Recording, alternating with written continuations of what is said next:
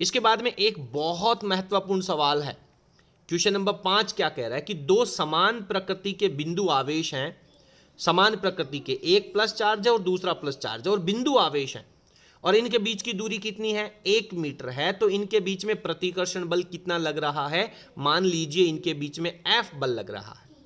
अब बिंदु आवेशों को दो गोलों से प्रतिस्थापित किया जाता है। ये जो बिंदु आवेश है इसको एक बड़े गोले के ऊपर ट्रांसफर कर दिया, ये जो दूसरा बिंदु आवेश है इसको एक दूसरे बड़े गोले के ऊपर ट्रांसफर कर दिया और इन दोनों गोलों की त्रिज्याएं कितनी है, 25 सेंटीमीटर है।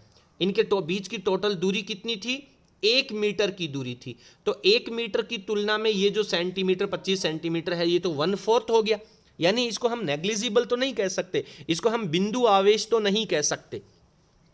तब आवेश बिंदु आवेशों के समान है, यानी इस बिंदु आवेश के ऊपर जितना चार्ज था वही चार्ज हमने यहां पे डिस्ट्रीब्यूट किया, इस बिंदु आवेश के ऊपर जितना चार्ज था वही हमने इस चालक गोले के ऊपर डिस्ट्रीब्यूट किया है। दोनों गोलों के केंद्रों के बीच की दूरी अब भी हमने 1 मीटर ही रख रखी है। तो बताइए दोनों परिस्थितियों में लगने वाला प्रतिकर्षण बल की तुलना कीजिए। तो पहली स्थिति में यहां पे आपसे कह रहा है कि इस बिंदु आवेश और इस बिंदु आवेश के बीच की दूरी d है और फोर्स कितना लग रहा है, F लग रहा है। अब दोनों आवेश समान प्रकृति के हैं तो और चालक गोलों के ऊपर डिस्ट्रीब्यूट है, तो दोनों समान प्रकृति के आवेश एक दूसरे को प्रतिकर्षित करेंगे।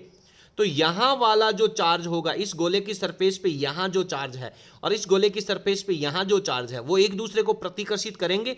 तो ये वाला एरिया इसका खाली हो जाएगा और ये जो पॉजिटिव चार्ज है वो बाहर की तरफ डिस्ट्रीब्यूट हो जाएगा और बाहर की तरफ डिस्ट्रीब्यूट हो जाएगा तो इसका जो केंद्र है वो नया केंद्र बन जाएगा। ये जो हमने ब्लैक डॉट लगाया है ये पूरा चार्ज जो है वो अब यहां पे केंद्रित माना जाएगा।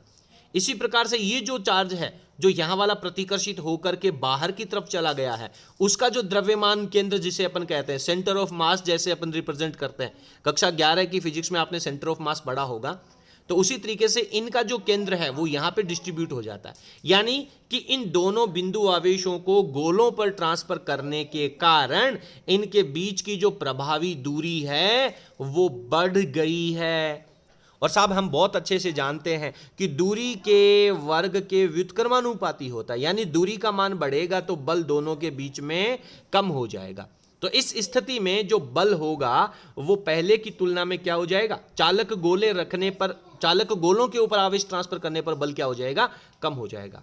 सेकंड परिस्थिति में एक समान आवेशों के मध्य लगने वाले प्रतिकर्षण बल के कारण उनके केंद्र जो है वो प्रभावी दूरी d' पहले की तुलना में बढ़ जाती है और दूरी बढ़ने से उनके बीच में लगने वाला प्रतिकर्षण बल कम हो जाता है।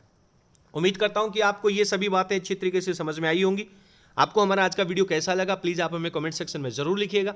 यदि आपको वीडियो पसंद आया तो प्लीज आप इस वीडियो को लाइक करें और इसे अपने सभी फ्रेंड्स के साथ शेयर जरूर करें। आज की क्लास में इतना ही, बहुत बहुत धन्यवाद।